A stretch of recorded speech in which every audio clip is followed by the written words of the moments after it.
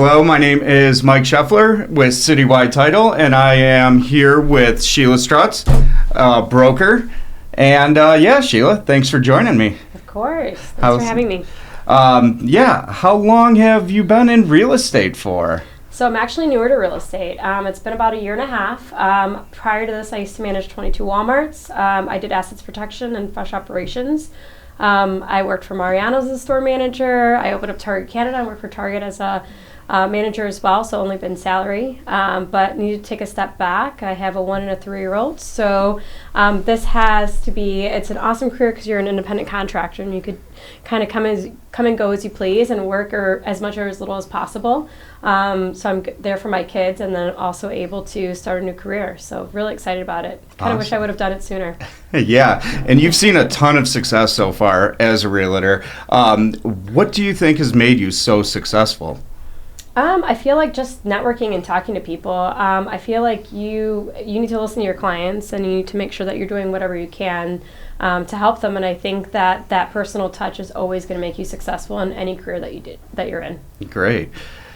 So how do you think platforms in social media such as Facebook, TikTok, I know you're on TikTok, right after you gave birth to your son, I think about 2 days later, I saw you posting something. So you're very active. How do you see that affecting the real estate community?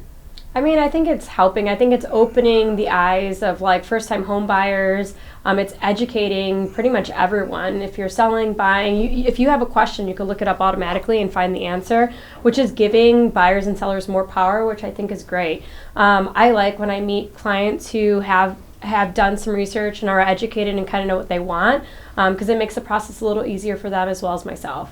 And especially, I think, reaching out to people like a younger generation looking to buy a house, where mailers aren't really as big of a thing with people our age and younger. Yes. And also, too, like, I wish when I was younger, someone told me, hey, if you're smart, you should buy a place now in your early 20s if you could afford it. And then you'll have appreciation and equity in that house. When you get older, you could just sell it and you have that money to buy the house that you actually want. No one told me that, and I rented in Chicago for 10 to 15 years, and I could have owned something and had a lot more equity, a lot more success, and could have bought and sold. I could even had my friends move in and pay me rent versus paying someone else's mortgage. But no one said that. So like now I wish like I could talk to the younger generation and be like, please, if you have the money to do it, just buy now. I mean, in 4.5 years that I've been in my house appreciated $200,000. Wow. So think about if I would have bought something in the city or even in the suburbs at some point, because I lived in Schaumburg before, how much that would have appreciated and how well off, like, my portfolio would have been diversified at this point. Yeah, you're not playing catch up, in your 30s, amazing. You can jump on it. So leading into my next question, why do you think investing in real estate is so important? Oh my God, there's so much. Rental income, appreciation on a house like I was just talking about, portfolio diversification is huge, tax benefits, leverage, control. I mean, you could keep going on and on. I highly recommend if you have the money to do so. I mean, if you're putting money in stocks or 401k or any of that, you're going to get more bang for your buck if you buy an investment property. Yeah, definitely. And the real estate market's been kind of crazy these last couple of years. What challenges do you see kind of going on in the market today?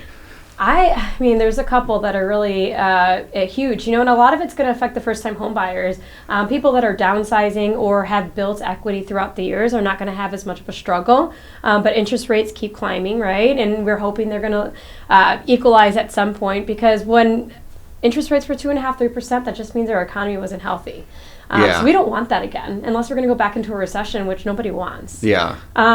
So with that being said, that's a huge issue. I also think too, I mean, it's just expensive all around. Rent is double the price, so people are living at home longer. There's no rental properties available, so hence why, hint, hint, buy investment properties. Yeah. But yeah, it's just harder for that. And then obviously with everybody, if they're educated enough to know what's going on with the buyer's commission and everything that's going on with the class action lawsuit that just kind of completed itself, where buyers are they're talking about buyers paying buyer's commission.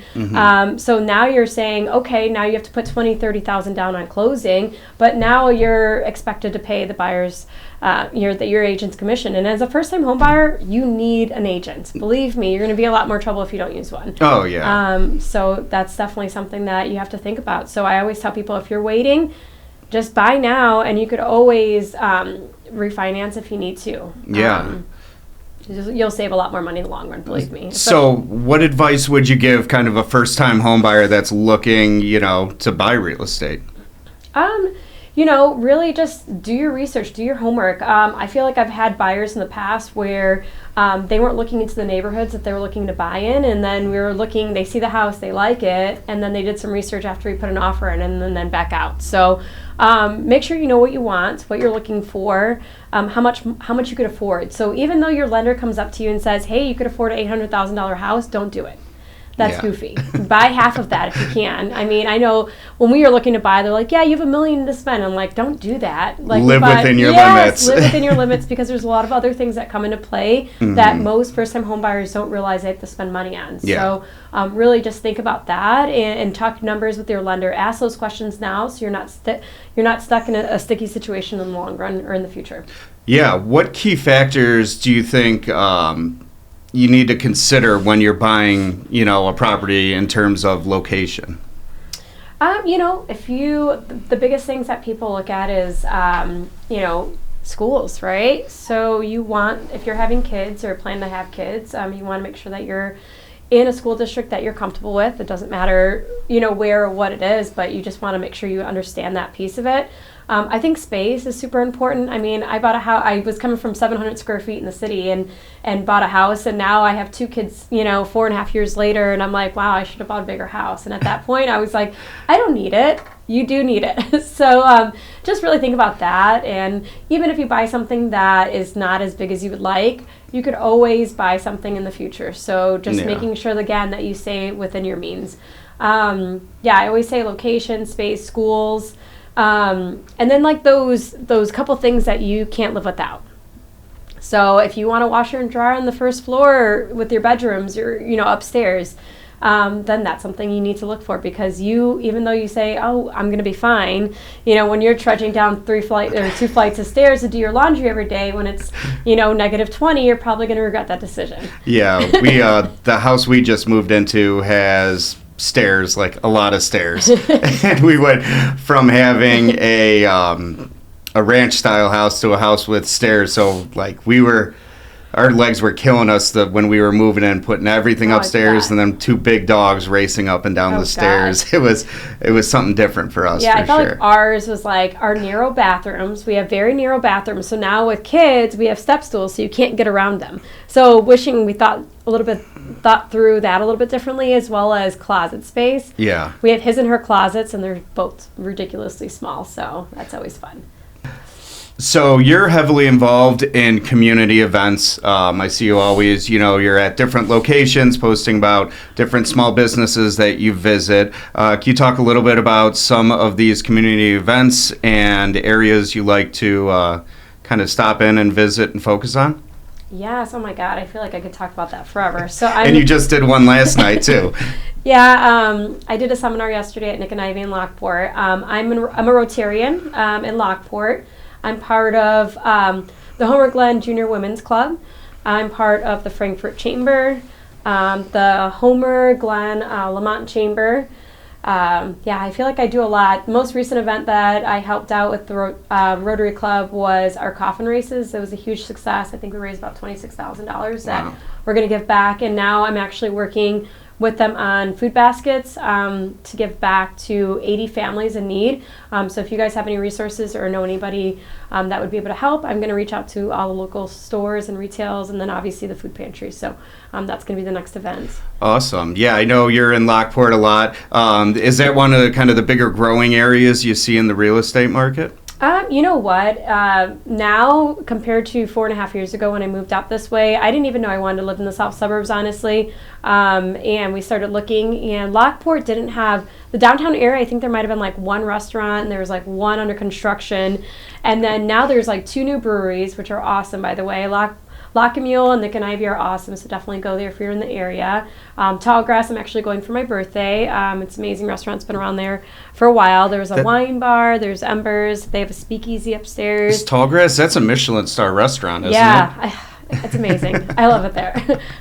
But yeah, so there's a lot of really cool things in downtown Lockport. So don't dismiss it. Definitely go check it out. Great. So what are what do you find most challenging about being a realtor, and how do you kind of overcome some of these challenges? You know what? I feel like I joined the real estate market at the worst possible time, and there's so many challenges for people who are buying and selling that, it's been difficult, but I also feel that there are ways to overcome it by, I continue to network, I continue to push forward, and I feel like the biggest thing that I've been trying to stay positive on is just focusing on karma. I feel like the more I do to help other people, the more it's going to come back and tenfold to me. So I've really just been focusing on it when I'm not busy with my business. It's just spending time, donating my time to any possible foundations and all the things that I'm working on right now with Rotary Club, chambers, all that fun stuff. So just giving back my time. Yeah, we were talking a little bit about how you work with your clients before the cameras went on. So can you kind of elaborate on how you kind of build trust and a relationship with either home buyers or home sellers? Yeah, so before I take on any client, actually, I don't just... When clients call me, sometimes you get a lead and you want to hurry up and run and show them a house. I think that's the worst thing you could possibly do. Honestly, I feel like I try to sit down and grab lunch or coffee with them to see if they're the right fit for me, but if I'm the right fit for them. Yeah. And I think that relationship is very important, because I feel like you can find a realtor anywhere. Like everyone I know knows at least 5 realtors. So I feel like they need to like who they're working with, and they need to trust who they're working with. So I feel like building that rapport is very important. I feel like that's going to be the first thing. So asking the right questions and just making sure I get all of the information that I need to successfully help them. Yeah. So obviously you see a lot of houses. What kind of is your favorite style of house, or what are you into right now? My husband, there's houses in our neighborhood. He calls them the Sheila houses. So I like the all modern, white windows. So very modern houses, and kind of like spaceship, I always joke around. But whenever you see those fun, different houses, and there's a couple actually coming up that just came up in our neighborhood that are really cute, and the neighborhood's nearby us. So, You going to be moving down the street?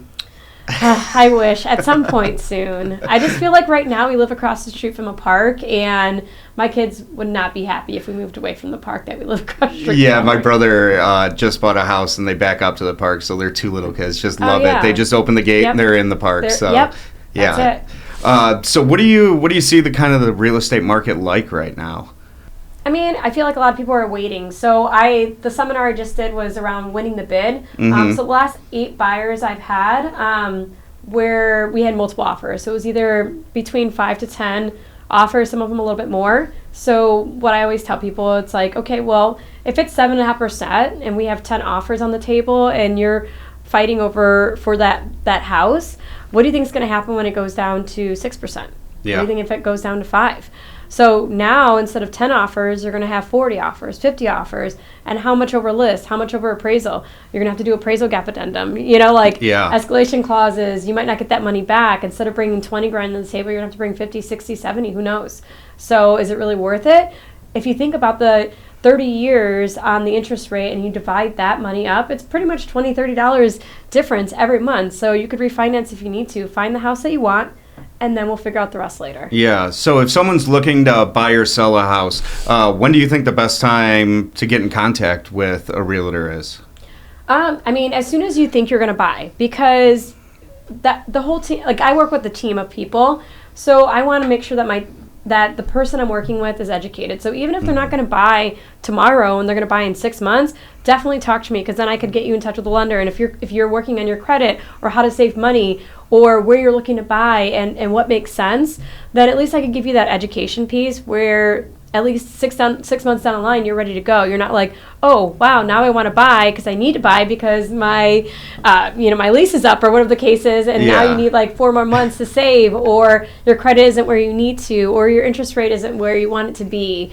So then just making sure that we sit down and go over the facts, and then I have you touch base with my the people on my team to kind of get those questions answered all around. So when you are ready, everything's ready to roll. Yeah, and a lot of people don't realize you as a realtor, you have all these great resources. So being able to put them in touch with someone that can help with their finances or let them know, where they're at is a huge thing that a lot of, especially first-time homebuyers, don't realize. Not making those crazy big purchases, right? You know, like let's get all that stuff out of the way and then work on everything buying else a new after. car right before they...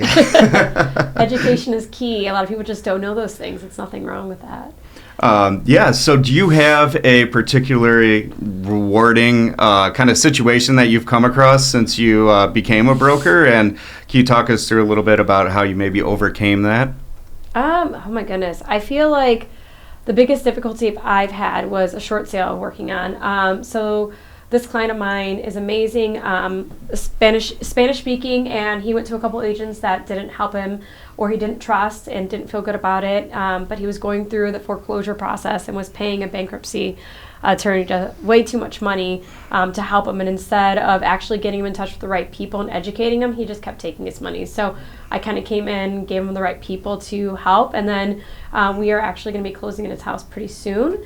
Awesome. I actually helped him find a place that made sense for him, and then obviously helped him with Section 8 housing since he is retired and disabled and had some health issues. So I feel like if some people just don't know the steps on what to do and where to go, and they get themselves into financial issues and they just can't get out of them. So just making sure that those people are helped versus just looked, not taken care of, and then everything just gets worse. Yeah, and especially dealing with a short sale, you have to have professionals who know how to deal with a short sale, because it's not like a typical No, and that was the sale. issue too, is because if you have an attorney who says they know how to do real estate and they don't. Yeah. And they just want that money, then that really doesn't do anybody any help. You're just wasting time. Yeah. And that's really what happened. So until I got a new attorney under the case, and that usually what sped things along. Yeah. All right, Sheila. Well, thank you very much for joining me today. How would someone get in touch with you? What are your handles? All that fun stuff. Yeah. So Sheila Strutz,